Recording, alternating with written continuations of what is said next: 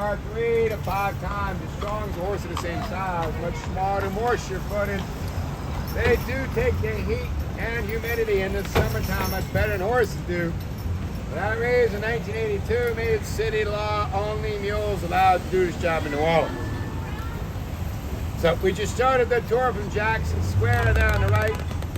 Jackson Square, that's the heart of New Orleans. It's where the city was first founded by the French in 1718.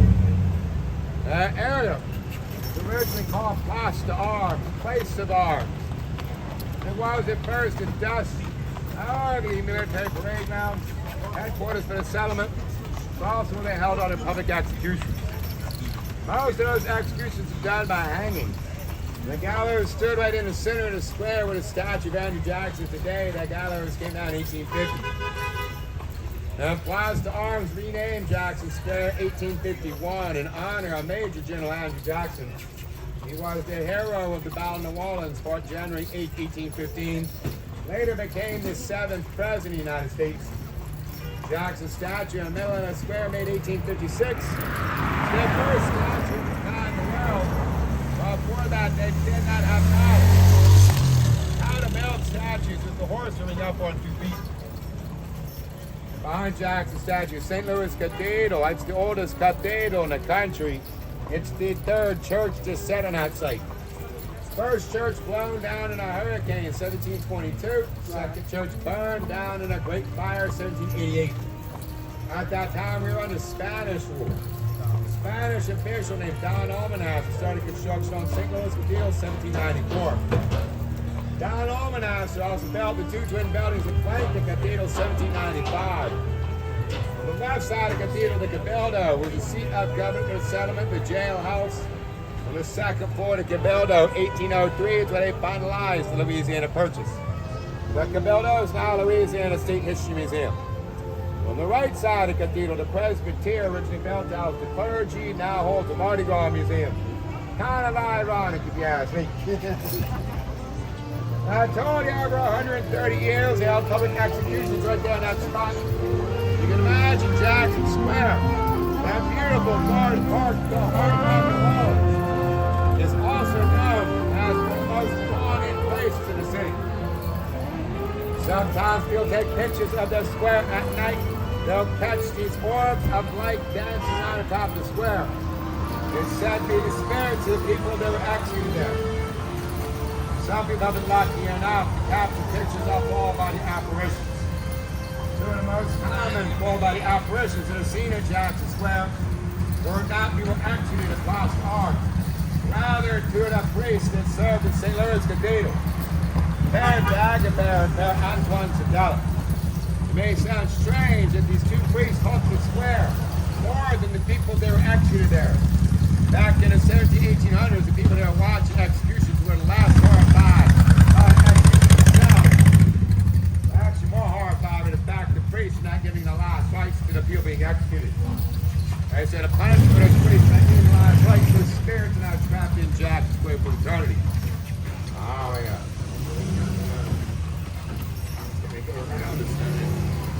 Up here in front of us, see that gold statue has Joan of Arc. The statue is a gift to New Orleans of France. The replica of the statue stands near the Louvre in Paris. The locals in Mexico call the statue Joanie on the pony. Joan of Arc is the maid of army in France who made her the patron of New Orleans. Now, I mentioned that fire in 1788 to burn down the church. That fire actually occurred on Good Friday, 1788. Of course, in Catholicism, is Good Friday. Tradition, the day that Jesus Christ was crucified on the cross. It's meant to be a very somber day. 1788, there was a Spanish official, Don Nunez. He lived 1 block down from the church on Carter Street. And on Thursday, Good Friday, 1788, Don Nunez set an altar in the second floor balcony. Had a couple candles burning there. Very windy day, his curtains blown into the candles, lit a flame, and the fire started raging inside his house. But you see how they built the French Quarter? They got all the buildings right next to each other, they're all joined to each other. And they did that in order to maximize all the high ground next to Mississippi River. Now, the French also did that. They originated out of the buildings of the wood. All those wooden buildings right next to each other, that fire started spreading very quickly. Don Nunez raised 1 block from his house to the church and had the monks sound the church bells. There's no warning at the time that ever know that the fire is spreading throughout the city. Don Nunez forgot it was counted traditional good body wrapped church bells with black sackcloth. So they could not make a sound. They were not able to warn people of the fire. The fire on Good Friday, 1788, destroyed 856 buildings, killed dozens of people. 200 years later, 1988, there's a fire on the third floor of the Cathedral Museum right next door to St. Louis Cathedral. Fire department arrived up on the third floor of the museum. They found a man there dressed in 18th century clothing. Pointed him to a door as that go through there until the fireplace started. They were able to follow the man's direction, put out the fire very quickly, found minimal damage in the museum. After the fire was put out, things settling down, the firefighters talked to the museum workers, asked them, where's this 18th century impersonator who's up on the third floor today? We want to tell them, think something's out. Museum workers all looked at the puzzle and said, we do not have any impersonators that work on the museum.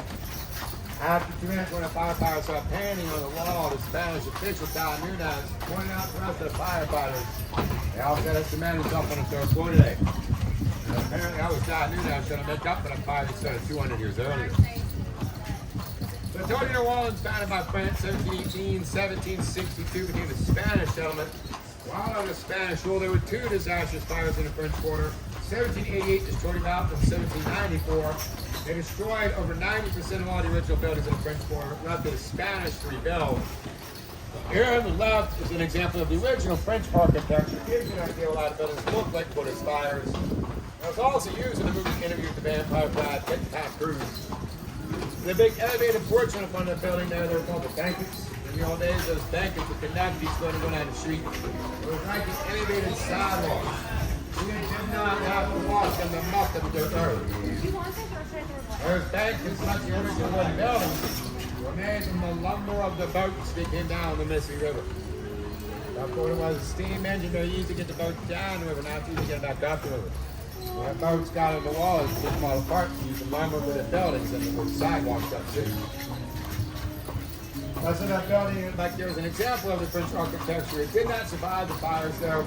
Built in the early 1800s, right after the fires, in the same style as the original French architecture. Over 220 years old, but did not actually survive the fires. And then it was used in the movie Interview with the Vampire. If you remember the scene of Interview with the Vampire, where the vampires are fleeing New Orleans, get onto a boat in the banks of the Mississippi River. And to get onto that boat, you can see the entire French Quarter being engulfed in flames. And it's meant to be the 1788 fire depicted in the movie. If you remember in the movie, the vampires actually started the fire. So Spain had to rebuild most of the French Quarter after those fires. They had a couple ideas. So first of all, we're going to use brick, not wood. Brick will not burn. Second idea, the Spanish had every building had to have a courtyard in the middle. And the courtyard would serve as a break in between the buildings. It was not too easy for the fire to spread. But part of this appeal to the corner permanent domain on the right, the 2-story bar that's dressed up like the creepy carnival for Halloween. That's happy of being an exile. Bar was a favorite hangout. When he famous author Truman Capote, born and raised in New Orleans. Truman Capote was passed away for a number of years. It's not unusual on a real busy night for somebody to come to Capote to be an exile for the first time into the bar. Yeah, I ordered a drink. All bars should make me a drink. Oh, well, just man, it's just not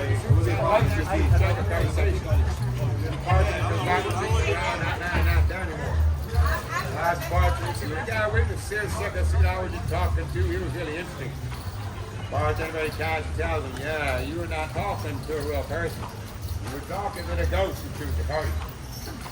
There are 3 main types of spirits in all places. You have ghosts like Truman Capote. These are spirits that do not realize that they're dead. They're still trying to interact with the living. Usually, like in Truman Capote's case, it's in a friendly way. And you have spirits called the phantoms, sometimes called residuals. The phantoms do not interact with the living at all. Phantoms are basically spiritual functions that usually passed on. You might see spiritual functions of the phantoms going about the day-to-day business like they would have hundreds of years ago. Maybe you see the phantoms reliving some important part of life. Third main type of spirits are poltergeists. They tend to be more creepy, malevolent spirits.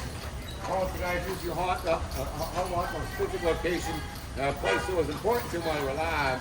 For example, their home or their business. The poltergeists decide to drive out on the living and come into that location. As often, a poltergeist has one person or following that person around. This usually happens. Well, usually happens when my pastor has some unfinished business else to the alive. The poltergeist doesn't follow the person around unless they finish the business. And maybe it's terrorize it for fun. I don't know what a poltergeist is. Yeah. Right here across there with Dauphine Street, when France first built the settlement, it stopped right here on Dauphine Street. And our French built a moat on the other side of Dauphine Street. That moat surrounded the city on three sides. The fourth side being the Mississippi River behind us. And the French built the very first cemetery in New Orleans, St. Peter Street Cemetery, right here just on the other side of that moat. You may have heard of St. Louis Cemetery number 1 here in New Orleans. That's 1 block behind the French Quarter, the corner basin in St. Louis Streets. St. Louis Cemetery number 1 is famous for being the oldest above ground cemetery in the United States. That dates back to 1789. According to the city of New Orleans, founded in 1718. That's a 71-year gap. Obviously, St. Louis number 1 could not have been the first cemetery in New Orleans, like I said. St. Peter Street Cemetery was.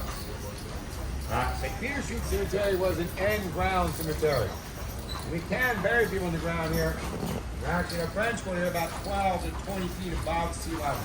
It's the highest natural spot in the city. About 20 feet is all we got.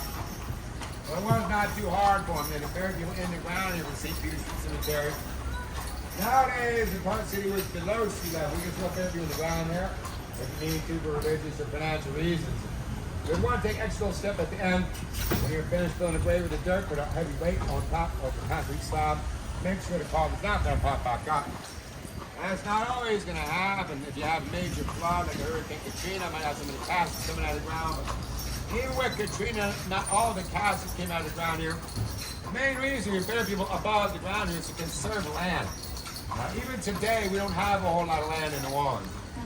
About 300 years ago, only 15% of what New Orleans is today was usable high ground. They make use of all that high ground, have an individual plot, each supposed to be buried in the ground, that's to waste a whole lot of room. You had one plot, one tomb, the whole family buried inside, also large society tombs, thousands of people buried inside the society tombs. Doing it that way, and it saved a lot of land. It's actually the reason we bury people above the ground here. But again, it was St. Peter Street Cemetery, the first cemetery in New Orleans. They were not doing it that way. Burying people original style, individually in the ground. St. Peter Street Cemetery started about 4 blocks past on St. Peter Street. Extended down here, but this last 4th block, it was not that wide, though the cemetery was long and skinny. Spain took over the settlement in 1762. They saw they were running out of room. They started expanding out from the river a little bit. The Spanish built in the Dauphine Street moat. They built these last 2 blocks of French Quarter here. Spanish said, we need all the room. We're going to build on top of the cemetery. Of course, the French said, no. We're not building on top of our cemetery. It's holy ground. Spanish said, yeah, but it's not. Our people buried there. We need all the high ground we got. Everything else back there is swampland. We're going to build on top of the cemetery. They did not bother to move the bodies either. Not sure exactly how Not sure exactly how many they guessed to be anywhere from 1,000 pounds as high as 10,000 people still buried under the buildings and streets of the French Quarter rolling over right now. St. Peter Street Cemetery has been forgotten about over the years. Rediscovered in 1972. They were doing some road construction back there, dug a large hole. There they found these 250-year-old cypress coffins. The contractor in charge of the work told all these workers, do not tell anybody what we're finding here. I want to get this job done as soon as possible so we get a bonus from the city. They found out we're on top of an old cemetery. They're going to hold up our work. One of the workers betrayed his boss, told the newspaper what they were finding, that they were grinding up human remains. Put it back into the ground. Some of the workers were taking home skulls as souvenirs. Obviously, the city did discover what they had found, that they were desecrating the burial sites. They had to hold up the works and come in and do a full archaeological survey. The construction company not able to make the deadline. Not able to get that bonus. They did receive a hefty fine, were eventually able to finish the job. But within a month of that, the contractor died of a heart attack and the construction company gone bankrupt. Obvious conclusion is they have been cursed and desecrating those burial sites. They came across the cemetery again in 1995. The owner of the Hotel St. Pierre just passed up back there around the corner. Decided to put in a swimming pool behind his hotel in the courtyard. He was digging for the pool. He also finds those separate coffins. But he was much more conscientious about what he found. Immediately he told the city about his archaeologists carefully moved all the coffins, were able to place all the remains in the Portuguese Society tomb in St. Louis Cemetery number 1. It was then clear that his building is full. He's now pretty proud of his haunted pool. I guess he was more respectful about the barrel things he found. That's why his business is still doing very well today. Coming up here on the corner of the right, Lafitte's Blacksmith Shop Bar. They call themselves the oldest bar in America since 1772. It's actually only been a bar since the 1950s. And even if it were true, the year 1772, well, not even they become the oldest bar in America anyway. But they did not keep broken records in New Orleans in the 1700s. Most of the records they did have were lost in the fires anyway. And this was built sometime in the 1760s or 1770s. It's one of the buildings that survived the fires and also makes it one of the oldest buildings in America that houses a bar. That's how they could kind of get away with the claim, I guess. You see inside there, for the most part, there are electric lights in the bar. A few exceptions, they really only use candles. It does make it look like an old Carriage did exactly as it was. So it's the headquarters of Carriage on our feet. When it's planned to slide the piracy, come back to Athens, give you up on 30. All that beat all still alive and still a treasure in the back of the Blacksmith Shop. At night, people inside the bar see bottles and coppers rooming across tables by themselves. They all see the spirit of a pirate sent to be Jean Lafitte standing in the corners. But wonder if those reports don't get more frequent as it gets later. The ghost is Jean Lafitte, the only one to deal with. The more recent ghost story associated with the bar goes back to the 1970s. There was a couple that got set up on a blind date. They're going to meet at Lafitte's Blacksmith Shop Bar Friday night, 9 o'clock. One table in the back and walk in the bathroom. Lady sitting at the table, waiting for this guy that's supposed to show up, carrying a single long some rose. Waiting for over an hour, he never shows up. She eventually asks the bartender to use the phone, calls her friend and set him up. Asks what's going on with this guy, he doesn't stand me up. Her friend says, well, I just found out myself. He was actually on the way to meet you, walked across the canal street, got run over by a drunk driver, was killed on the spot. Friday night, between 9 and 10 o'clock, she walked back to the bathroom to see the spirit of a man sitting at a table, holding a long rose, waiting for his date that's never going to show up. Now back there, Lafitte's Blacksmith Shop Bar, they do have the best hurricane in the city. It's a lot better than Paderbrine's. Paderbrine's the home of the hurricane. They invented the cocktail, but the original not always the best. Paderbrine's for the hurricane. They use a grenadine mixture, makes it very, very sweet. Back there, Lafitte's Blacksmith Shop Bar for their hurricane. They use a homemade fruit cocktail juice. So it's not near as sweet, much more tasty. Without all extra sugar, less prone to give you a hangover. That being said, there's still over 3 shots of rum in each hurricane, so I make no guarantees.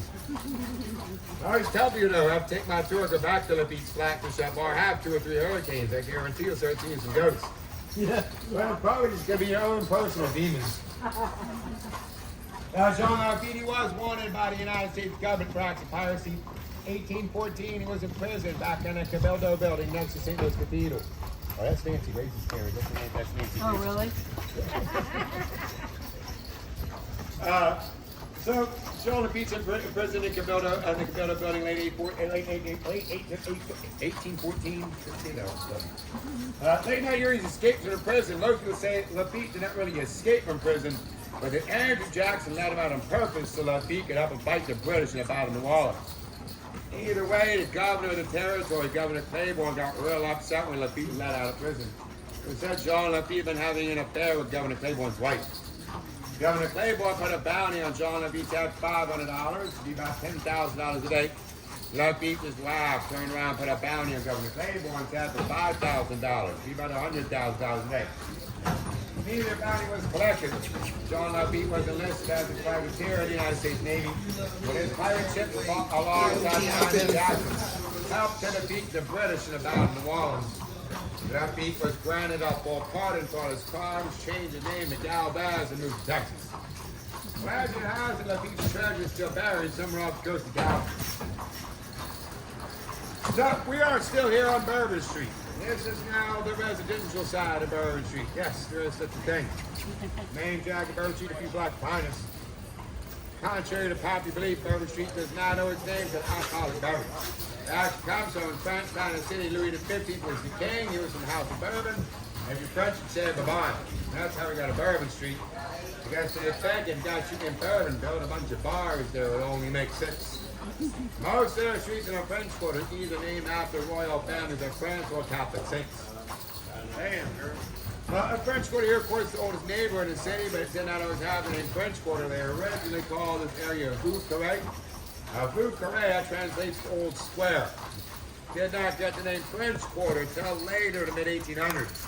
So when the city had expanded from 4 smaller municipalities into one larger city, we had 4 distinct quarters of the city. Of course, the quarter where all the French people lived is what everybody called the French Quarter of New Orleans. A few decades later, there was a transition in this neighborhood. In the late 1800s, there was a large influx of Italian and Sicilian immigrants coming to the port of New Orleans. There's actually one time more Italian immigrants coming to the port of New Orleans than to Ellis Island in New York. Now, in about the early 1900s, the French Quarter had transitioned from a French neighborhood to a largely Italian neighborhood. Starting in 1918, there was a series of gruesome murders, so first in the French Quarter, later expanded out to other parts of the city. There were unique characteristics in all the murder scenes that never linked all the murders together that way, but I'll talk about those in a moment. The first 3 victims here were all Italian grocers. So originally, the police started investigating these 3 murders of Italian grocers in an Italian neighborhood. And they figured this has to be mafia related. They soon threw that theory out when the murders started to kill people who were not members of the mafia, not Italian. And it was also starting to kill women and children. The mafia rarely attack and kill somebody not also a member of the mafia, would surely never attack and kill a woman or a child. The police are not completely stumped on who's committing these awful murders. And y'all saw American Horror Story Season 3 coming. You might know where I'm driving out here. Getting ready to tell the story of the Axeman of New Orleans. Season 3 American Horror Story set here in New Orleans with 3 of the main characters. They took 3 real-life historical people that really did live here and walked the streets of the French Quarter. And we'll talk about all of them tonight to get to the Axeman first. So yeah, he was a real-life person, but to this day, nobody knows who the Axeman actually was. Of course, if you're first time hearing about him, yeah, he's an axe murderer, a serial killer. But he was also a lover of jazz music. That's going to be important to the story. And some people say that his name had a double meaning. Well, so nowadays, a lot of people use the word axe as a slang term for guitar. But early 1900s, axe was used as a slang term for saxophone, especially here in New Orleans. Somebody do theorize the Axeman was actually a jazz saxophonist himself. His weapon was a weapon of convenience. He never brought an axe to his crimes with him. In 1918, pretty much everybody in New Orleans is still using a wood-burning stove. For the most part, everybody has a wood pile with an axe behind a house somewhere. The Axeman, if you arrive at the house, he chose his victim, find where they kept their axe, and come back to the front door, would use their own axe to break into the front door of the house. Do this very quietly and slowly.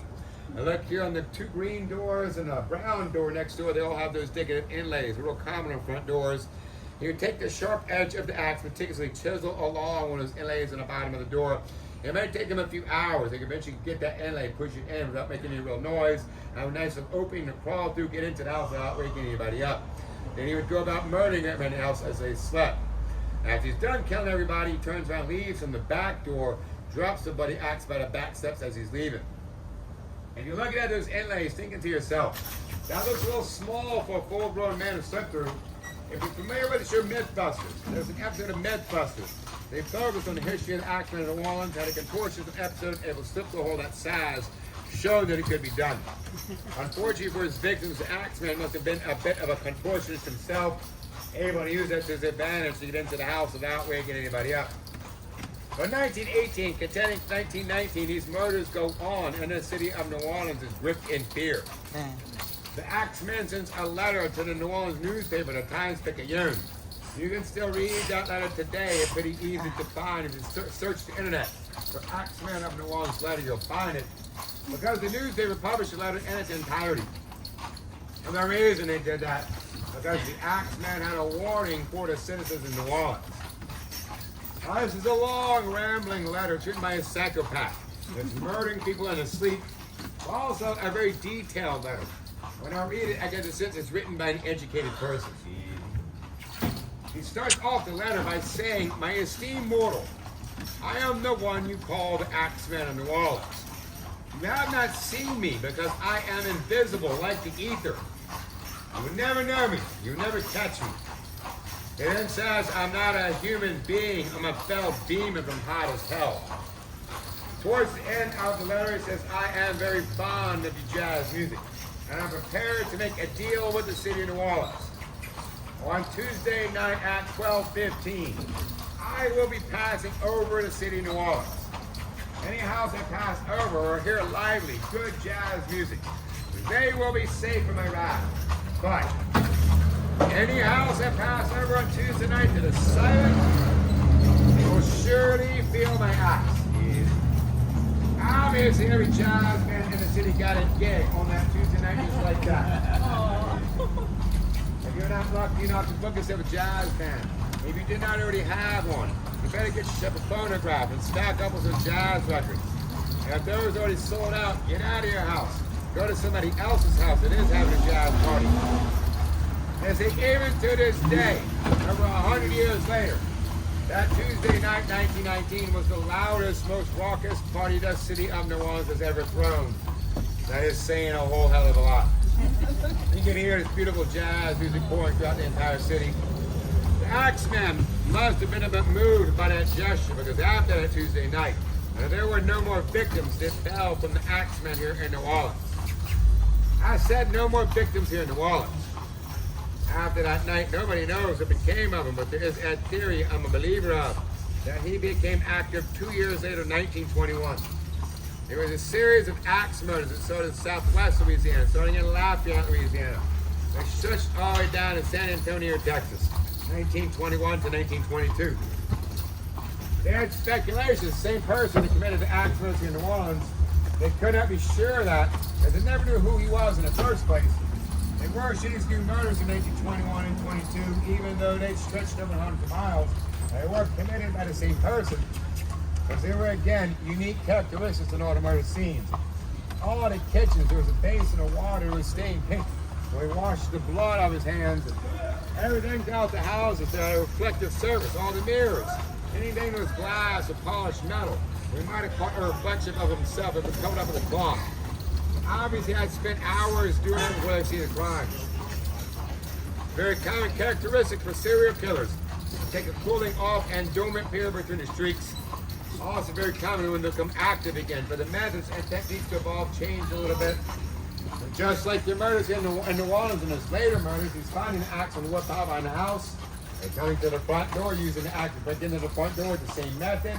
After he's done killing everybody, leaving from the back door, dropping the bloody axe by the back steps, all like he did here in New Orleans. The most striking similarity between these two streaks of murders, they are both completely unsolved today. That letter he sent to the newspaper here in New Orleans. He was not lying at the beginning. He said, you're never going to know me, you're never going to catch me. That is 100% true today. He also said in the letter, I'm not a human being, I'm a fell demon from hot as hell. I do not think that was true, but demon or no, he was definitely a real-life human monster. Just like one other person I'm going to talk about who was also featured in American Horror Story, but not the next person I'm going to talk about who was also featured in the same show.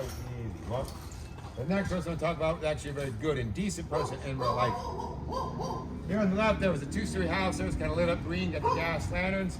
It's known as the Charles Laveau house. He also went by the name Charles Trudeau. But if the name Charles Laveau sounds a little familiar to you, he was the father of Marie Laveau, the famous voodoo queen in New Orleans. The building was originally Charles Laveau's storefront. Marie Laveau did work in the store for her father. Behind the main building is a little cottage back there. That's where Marie Laveau lived for a few years as a young adult, before she married her first husband, Jacques Paris. When she married Jacques Paris, they moved to their French Quarter to a small Creole cottage at the address of 1020 St. Anne Street. In general, Marie Laveau's gotten a bad reputation from Hollywood, particularly American Horror Story, did an absolute hatchet job on her. No offense to Angela Bassett's portrayed her there, but in my opinion, they did not give her a real good script to work with. When you think of Marie Laveau, do not think of curses, zombies, and voodoo dolls. You really want to think of her as an herbalist, or even a pharmacist. She was able to use herbs and great remedies to yellow fever and other diseases throughout the city. She was a very beloved, powerful, influential person here who said Marie Laveau had every politician in the city in her pocket. One of many sources of influence is the fact that her father, Charles Laveau, was actually the 6th mayor of the city of New Orleans. Marina Bar was a Creole by the original definition of the word. The word Creole is taken on many different meanings over the years. Originally, Creole literally meant born here. You could have Creoles of all different nationalities. Your parents came to settlement of New Orleans from a different country. You're the firstborn generation here. You're a Creole. Marina Bar was also a free woman of color, but she owned slaves herself.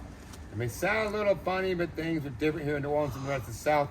We've always been a true melting pot here. Over 300 years, we're a progressive, tolerant, diverse city, but 200, 300 years ago, the meant something very different than it does mean today. But it did mean back then in New Orleans that a free woman of color could own slaves. Two main reasons are very progressive throughout New Orleans history: Catholicism and money.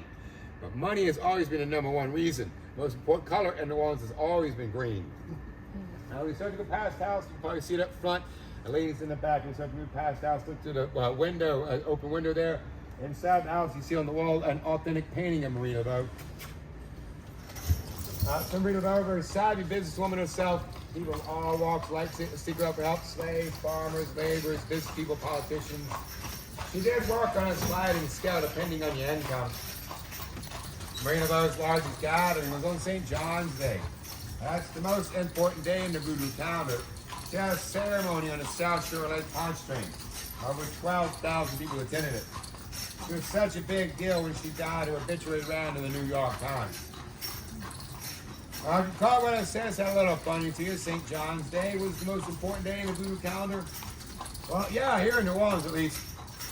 That's because of the term called religious synchronism. This happens different ways. Sometimes it happens naturally. When cultures with different religions are intermingling the religions together, sometimes it happens on purpose. When one religion tries to take over another religion. That's why Christmas Day is on an old pagan holiday. Now, Marina Bar was doing religious synchronism on purpose as a business decision. One of the reasons she was so successful in her voodoo practice is because Marina Bar was actually a devout Catholic. She was baptized, confirmed, and married in St. Louis Cathedral. She would attend Mass there 7 days a week. And Marina Bar would incorporate symbols of Catholicism and to her voodoo practice. Put people's minds at ease of not walking into a house of devil worship. Marina Bar always wore a rosary around her neck. Had a statue of the Virgin Mary on her voodoo altar. She'd also use the candles of the saints in her voodoo rituals. Second, maybe more important reason Marina Bar was so successful as a voodoo priestess, and maybe one of the only things American Horror Story got right about her, her full-time profession was a hairdresser. As a hairdresser, Marina Bar worked for a lot of wealthy, powerful families throughout the city. Ladies, what do you do when you go to the hairdresser? Like to gossip, right? Marina Bar was able to learn a lot of deep, dark secrets of those powerful families. If she needed to, or just felt like it, she could use those secrets against them later on. Also, as in a part of Marina Bar's legend, she was said to be omniscient. She kind of knew things she was not supposed to know. Amongst the really, really rich and the really, really powerful, it's information that's the true currency. Marina Bar had a daughter who was also named Marie. Her daughter also practices a voodoo priestess. Mother and daughter look very much alike. That's why the legend has it Marina Bar was known to be in two places at the same time. People said she was almost immortal. Not that much longer in life than any normal human would. And we still have people that practice voodoo throughout South Louisiana. You might have seen some of the voodoo shops in the French Quarter that are, of course, geared for the tourists. For the most part nowadays, real voodoo is practiced out in rural areas. Well, the origins of voodoo came from Western Africa. Of course, party with the slaves. The reason we still have voodoo here, unlike the rest of the South, is thanks to the Code Noir. Translates the black code of rules and regulations how slaves would be treated here. But that does not mean that slaves are treated well here. Of course, slavery is a horrible institution, no matter how you practice it. But like I said, things are different here in New Orleans. We had some rules the rest of the South did not. It's going to sound a little contradictory at the beginning to what I was just talking about, but it's going to make sense in a moment. The Code Noir said all slaves in New Orleans had to be baptized Catholic. And therefore, they could not be forced to do hard labor on Sundays. They got at least one day a week off. The slaves could work on Sundays, but that was by their own choice. Well, if they did work on Sundays, they had to be paid. Even though the slaves are baptized Catholic, The Code Noir also said they'd still be allowed to hold on to their own religion and customs. Unlike the rest of the South, where they'd stripped their religions and customs away from the slaves, here in New Orleans, like Marie Laveau, a lot of them started intermingling Catholicism with the African religions. Like in the religious Shamanism, how we got the particular type of voodoo we have here in New Orleans, different from the original voodoo from Africa. It's also different from voodoo you find in Haiti nowadays. Voodoo in its original form before Hollywood got their hands on it. The monotheistic religion has one God. It does have some lesser idols below the God, also pay to different roles and purposes. And sometimes they even sacrifice to the God for idols. But learn about Catholicism. So you know when I say different. You have one God, it's like we do. There's also idols in your religion. But you call your idols saints. These saints have the same roles and purposes as their voodoo idols. But you Catholic idols as well. Also, as part of the Code New Orleans Sundays, a day off, the slaves are given a spot known as Congo Square. Congo Square is now inside of Armstrong Park, right behind the French Quarter of Rampart Street. Now they're in Congo Square on Sundays and hold their voodoo rituals. They all set up a marketplace there on Sundays selling the crafts and goods. Any money made, sell the goods at Congo Square. Any money made walking on Sundays, they can save up the money and buy their own freedom. Half-breed slaves could also buy the freedom of another slave. It was really thanks to Marie Laveau being a devout Catholic, or doing away with some of the more barbaric practices of voodoo. Marie Laveau was known to use animal sacrifice in some of the voodoo rituals. Quote, she pretty much always used chickens for that purpose. They would always cook and eat the chickens afterwards. But for Marie Laveau, it was not uncommon for them to actually use human sacrifice in some of the more important voodoo rituals. Creepiest story I've heard about voodoo from one of the history books I read, there was an account of a plantation owner. One day the slaves came to him and said, "We're very sorry, sir, with the son, you're a bad slave, everybody's sick and died today." He was a little skeptical of the story. He brought him to the young boy's body. He saw there were no vital signs, no signs of trauma. He was satisfied the young boy had died of natural causes. And 3 nights later, walking around by his house, there's a commotion coming in the backfield. So let's go see what's going on. It's a little bit closer, you can make out the sound of drums and chanting. Eventually he climbs up to a tree to get a better view. Without being spotted, cannot believe his eyes. He's all of a sudden huddled around a table. Up. They strapped down a table, the same young boy he announced stabbed 2 days earlier. The boy is now alive. The watch in horror as they sacrifice the young boy in the voodoo ritual. What they would do is that concoction of herbs that they make up. Give somebody that appears that they're dead. An antidote they give about 2 or 3 days later to revive them. That way they can get away with human sacrifice without being accused of murder. But if you did not give the person an antidote, they kind of wake up by themselves about 5 or 6 days later. They would not really be themselves anymore. They're like slow, unintelligent. That's said to be the origin and the legend of zombies. I don't know, maybe also the 1980s horror movie by Wes Craven, Serpent in the Rainbow, that set Haiti, features these voodoo zombies. That horror movie, very loosely based on a work of non-fiction with the same name. There was a real-life anthropologist in Harvard went down to Haiti studying particular voodoo practices. He wrote his book of anthropology, all I find in it, titled the book Serpent in the Rainbow. Wes Craven read that book, a loosely based horror movie on that book of non-fiction, gave his movie the same name. While you're here in New Orleans, you want to go see some real-life zombies, just a little later on, go walking up and down Bourbon Street. But more seriously, they didn't actually use that voodoo concoction in the Underground Railroad. They could use it as a sedative. Some of the slaves load up to a wagon, transport to a free state, and get up there. Anybody were to stop, and they could say some dead bodies are being buried. Get up there, a free state within 2-3 days, give them an antidote, they'd wake up, start their new free life. Pulled over here to buy me some time. I'm coming up to one of the hot spots on the tour, one of the longest stories on the tour. Up on the next corner, guys, up there on the left, a large 3-story gray house. A large 3-story gray house up there with owned by Nicolas Cage. In 2009, Nicolas Cage has a client paying his taxes. Ended up going bankrupt, had to sell the house to the IRS.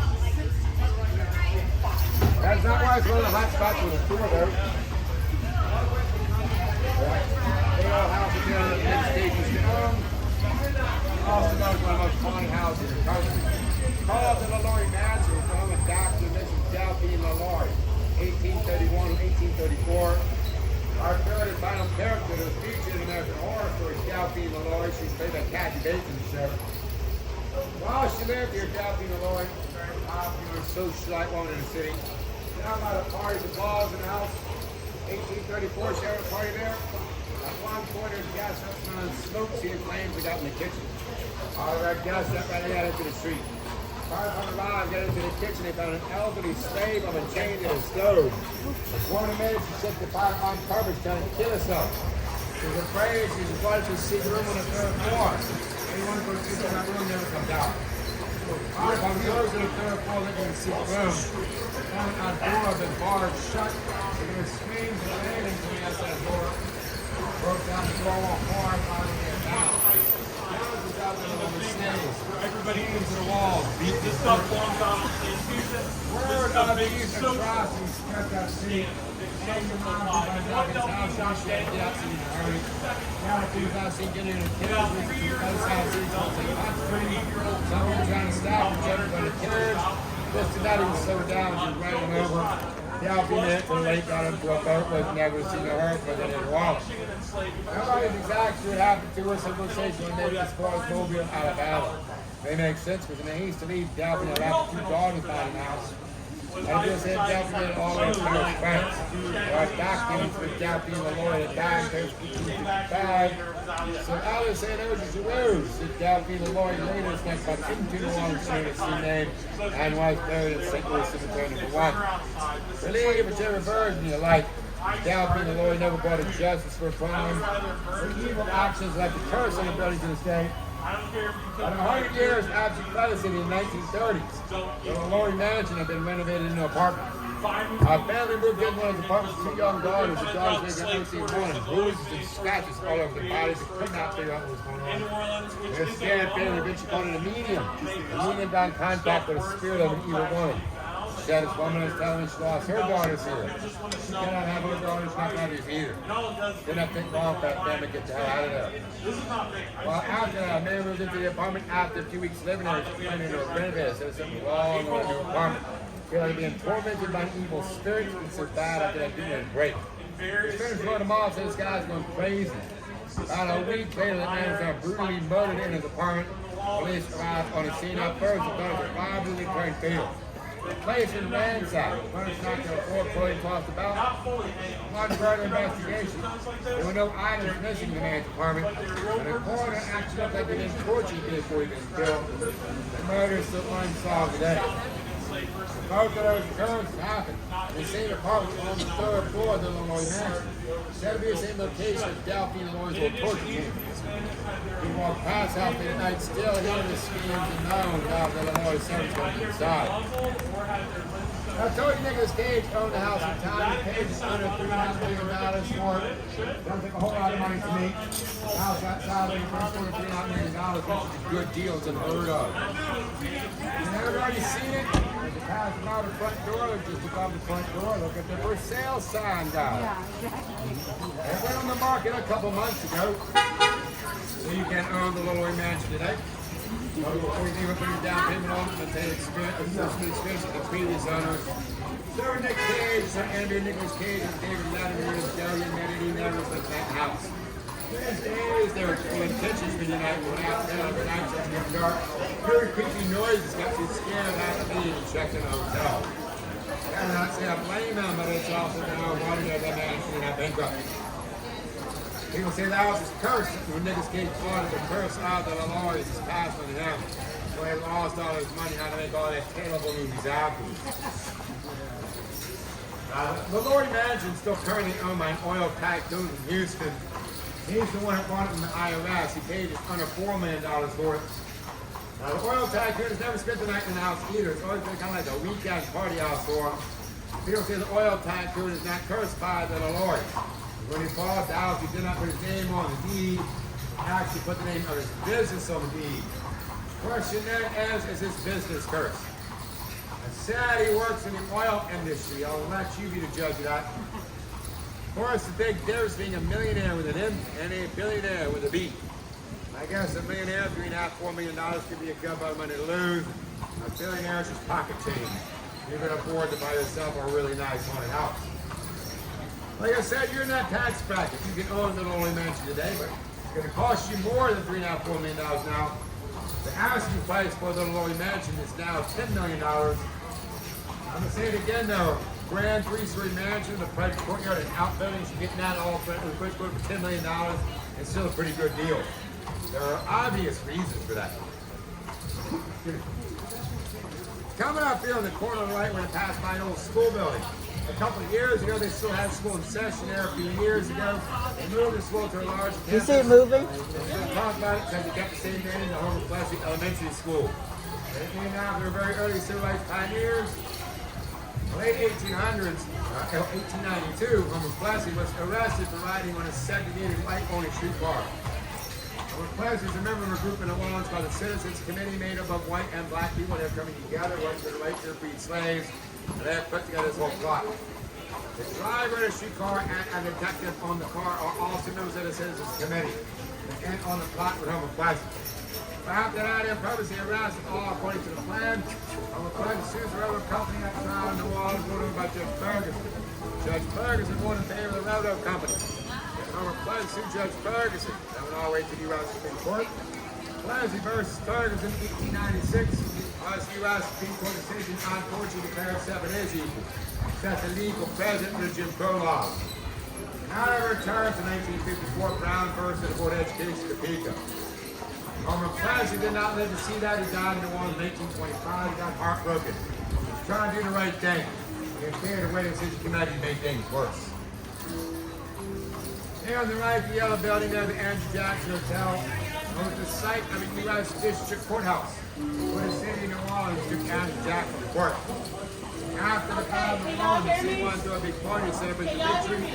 Andrew Jackson kept the city under martial law. He said, no, you're going to have one right now. The city of New Orleans, Andrew Jackson, court that year. Andrew Jackson held a contempt of court fine $1,000 in 1815. Right after he won the battle of New Orleans course. Be about $20,000 a day. Goes to show that happened to Jackson to the New Orleans party. On this site, originally stood an orphanage. An orphanage closed down in 1788. Many of the orphans died of smoke inhalation. They had gas and Jackson until I woke into the sound of children coughing and crying. They can be more creepy than that. Sometimes I look into the camera, and it does not happen with a camera phone. Happens less often nowadays. They have an actual camera. They start looking through and find pictures of themselves sleeping in their hotel bed. Obviously, you can imagine, what digital camera would film, they would not find these pictures in days, weeks later they got home. Now with digital cameras, they find this picture next morning, come down to the front desk, show the person in the front desk the pictures and say, look, we got to call the cops. Somebody broke in your room last night, we're taking pictures of them sleeping. Person at the front desk got to calm them down before they call the police. They do this course with a large photo album underneath the desk, including page after page over the years. All these pictures of people sleeping in their beds in the Andrew Jackson Hotel. Gotta tell them nobody broke in the room last night. There are these children that died on the spot hundreds of years ago. Those spirits like electrics and I guess give a little special souvenir. So we not normally be able to get pictures of sleeping in their hotel in bed. After this explains everything, it's funny, so we're freaked out. Someone's very angry. Or regardless how you feel, ain't nothing you can do about it. It's a ghost. Right next door to that, the one-stop Vincent Hotel in Iowa. His wife was getting homesick. She missed being able to look outside the window and see the cornstalks. So how's the mother, the beautiful cast iron cornstalk fence? The wife also told her husband, honey, I've always wanted to live in a house that's like a castle. He said, no, I want a more traditional style house. Compromise, part of any good marriage. Left side house a castle, right side more traditional. There were a dozen different types of architecture in the building. Marcha de mis pies cansados con la ilusión de ciudades.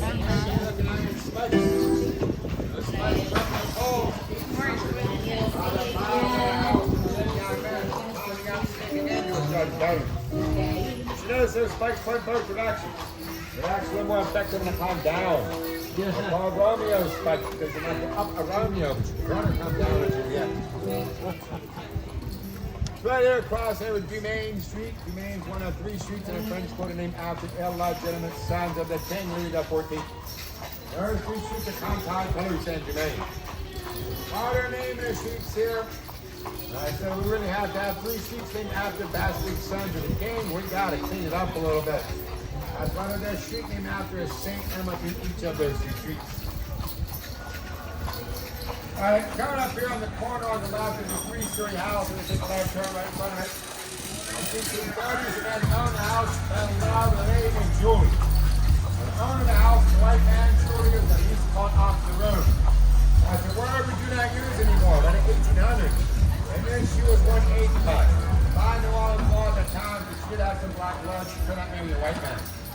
They're talking about even New Orleans, going up north where the laws are done, and they could get married. Shirley was a little nervous about that cold weather up north. She kept joking around and telling you know what? I bet you go up to a 3rd or 4th balcony on the coldest night of the year. Get out there all night, no clothes on, no blanket, if you can handle that. You'll be able to take the cold weather up north, no problem. Shirley did not realize she was just joking. She was also unaware. I was sold this house ready to move up to a Clifton. It was so loud, 600% seriously. A real cold night.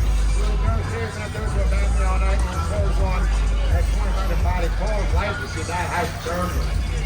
Believe it or not, it was kind of cold in the water at the time. He was very shocked and just drinking himself up. They acting like when I throw up the balcony, it's the spirit of a beautiful naked woman shivering. There on the left, the Place Arms Hotel. That was designed in the first Louisiana School of Boys, built 1725. But the school also burned down in a fire in 1788. The headmaster, of course, trying to save all the boys from the fire, but he ran out of time. The headmaster and the last 2 boys died in the fire. Guests of the Place Arms Hotel see those 2 young boys in 18th century clothing running up and down the hall. But the headmaster goes by trying to keep them in line. They also wake up in the morning. Well, wake up in the morning, find the items in the hotel room rearranged when the items are missing. Like some mischievous kids are trying to play a trick on them. Told that story many times on my tours. Had people on the carriage who were staying here react to it. A lot of people talk about hearing children run around a room at night. Next morning something's missing. One time it was a guy's razor. Next time a lady's eyeglasses. One time it was the remote for the TV, which people had to pay for. And then one couple said they were going up in the elevator. Only 2 people in there. Both of them heard a little kid laughing right next to them. Another couple said they're getting ready to go to bed. Lady put a purse on the table. When they get to sleep, awoke at about 3 in the morning by a stump. Pick up their heads, look around, didn't see anything, go back to sleep. They get up the next morning, a person not on the table. It's not on the floor next to the table. It's on the floor 6 feet away from the table where she left it. And my favorite reaction, when I said, take her husband on the shoulder, said, I told you there was a little kid in that room last night. You didn't believe it. Here on the corner on the left, Mario's restaurant, very fine dining. It's very easy to have to just everything that Mario's. There's one up on down my home. Owned by me, they killed down. He bought the house 1801. His home here wasn't pride and joy. But here's again, was a degenerate gambler. Lost his house in a poker game. He actually got his house and both of his dogs on the same hand. Me personally, I'd be more upset about losing my dogs. He was very upset about losing the house. He vowed he was never going to leave. Hung himself on the 2nd floor right up here in the corner room. Here in the restaurant, they have the Carriage. Plates and glass, fine on shelves themselves. There's been a kitchen, wait staff. Sound like they've been shot by somebody with that action there. Apparently, Carriage and Dad never left. There was a seance on the 2nd floor in the corner room. He hung himself, got in touch with the spirit of Carriage and Dad. Told me to send me a cave every night. You can spread them on for me. I need to be alone. Here on the left of this door, down in a horse room with lights on, there's a table they set for the ghost of the end of the night. Or the ghost of the person. The ghost of the stand. Me personally, I'll be telling you now. My mom's now, they're saying how much money you can make out of it. This is where since they set that table there, Forley doesn't even alone for the most part. Every once in a while, they'll still see what looks like a shimmering light and the shape of a man walking into the dining room. Most of us see up there in 2nd floor corner room, and they now call that seance room. And you can't miss that seance room for your best part. Earlier, I briefly mentioned the courtyards, but I did not have a chance to point the courtyards out to you. Many people do call the courtyards the hidden gardens because you cannot see most of them out in the street. But it's all the buildings in the French Quarter do have courtyards in the middle. Right here in the street, you're actually in the backs of the building. At our front, they stand at a courtyard. The word courtyard comes from the French word la cour, which means the heart. The courtyards are the heart of the building. And this block is a few courtyards you can sneak your feet backwards. But up here on the right, just past the bar, that archway opening. There's the old carriage right. So you can drive north and carriage right back to the courtyard. Of course, not many people use carriages anymore. Present company excluded. Probably got a Mercedes sitting there now. A few more courtyards over here on the left. Up here on the left of the next carriageway, you can see through to the front of the house. Again, it's much prettier than out here in the street. And up here on the left, it says on the ground in front of the carriageway, stalls for rent. For a long time, the courtyard was used as horse stalls, and courtyard is now shared by several residents that surround it. Now you will see those gas lanterns throughout the city, not just here in the French Quarter. New Orleans is one of the very few cities in the country that still uses real gas lanterns throughout the entire city. And it seems throughout all the different neighborhoods, it's an optional feature you can put on your house, just as long as you're willing to pay for it. They're fed by the main gas line, so it does come out of your gas bill. For the most part, they stay on 24 hours a day, so you do not have to keep relighting. It looks beautiful, of course, but that is literally money to earn. Coming up here on the left towards the end of the block, past it there where this kind of lights are, we're going to pass by a bar named MRB. That stands for Mississippi River Bottom. Like many places in the French Quarter, that location used to be a brothel. There's a young lady who worked at a brothel named Mary. Earlier in her life, Mary had been a good, God-fearing Catholic girl.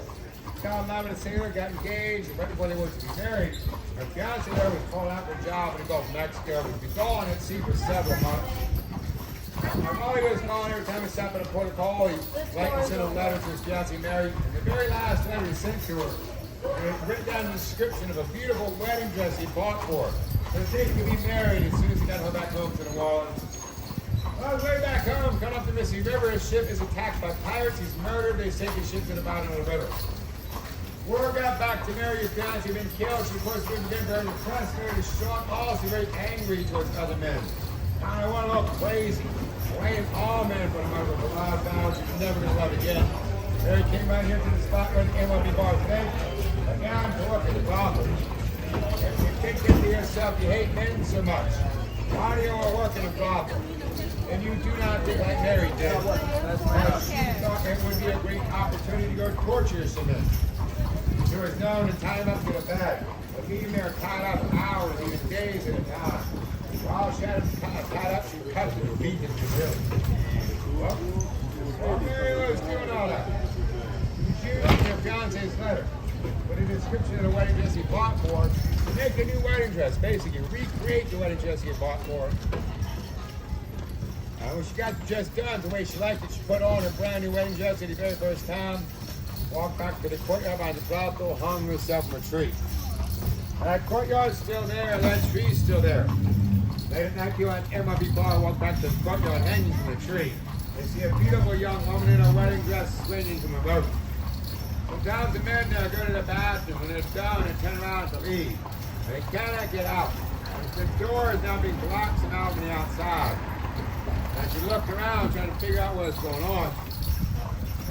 They look into the mirror and find look in the mirror and see a woman in a wedding dress standing right behind them.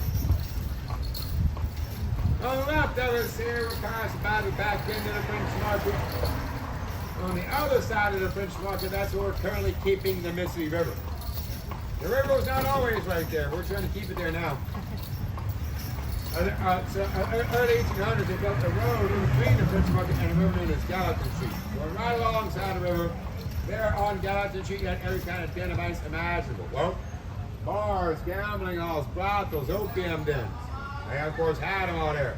Well, as soon as the sailors stepped off the ship to the banks of the river, they had just got paid. All they had to do was walk up and down Gallatin Street, figure out where to blow on them. By the mid-1800s, Gallatin Street had become known as the most dangerous street in the world. Well, there were more murders on Gallatin Street than any other street in the world. The street was only 3 blocks long. And Gallatin Street was as much of the Mississippi River Wharf is today. Late at night, the workers at the wharf see a ghost of pirates and sailors walking up and down. Usually, just as soon as these ghosts appear, next thing they notice, those ghosts are running out, just something is chasing them. And then they'll see the ghost of Annie and her brick-top girl very casually strolling down the wharf. The most violent, most notorious gang on Gallatin Street, it was a female gang. They got the name Annie and her brick-top girls for a couple reasons. First of all, the leader, Annie, had this shocking red hair, pretty much the same color as the bricks throughout the city. They also called them the brick-top girls because they were used bricks to beat men to death. It appears even in the afterlife, pirates and sailors still afraid of Annie and her brick-top girls. So come back here to Jackson Square. I like to carry a lot of pictures of Mr. Jackson around my pocket. It's of course the man on our $20 bill. On either side of Jackson Square, you see a 3-story apartment buildings. On the right of us here, the lower Pontova Apartments, built 1849. The twin buildings on the other side of Jackson Square, the upper Pontova Apartments built 1851. They are the oldest apartment buildings in the United States. And those twin Pontova apartment buildings were both built by Don Almanaz's daughter, Michaela. They remember beginning in the tour, Don Almanaz's daughter, St. Louis Cathedral. Daughter Michaela, she was 16 years old. She had an arranged marriage to a Baron of France. Became Baroness Michaela Almanaz Pakova. Michaela and her in-law were not getting along very well. In an argument over her family fortune, Michaela's father-in-law shot her 4 times in the chest. He then shot and killed himself. Michaela lived minus 2 fingers. She later came back to New Orleans, built those Pontova Apartments. Michaela is also a person responding to change lost arms from that dusty, ugly military parade ground into Jackson Square, the beautiful garden park you see today. If that was not enough, she also paid the majority of the $30,000 for the statue of Andrew Jackson. But before Michaela did any of that, when she was just a young woman, Michaela had been President Andrew Jackson's guest for dinner at the White House. After Michaela met President Andrew Jackson, she commented how rude he was, but not even tip his hat off to her. Several years later, after Andrew Jackson had died, Michaela decided to get a statue for him as he was the hero of New Orleans. Michaela never given out slight. She wanted to make sure in his statue. And he was facing her apartment window, tipping his hat off to her. Michaela said President Jackson would never tip his hat off to her. I was alive. He'd be tipping his hat off to her for eternity in his statue.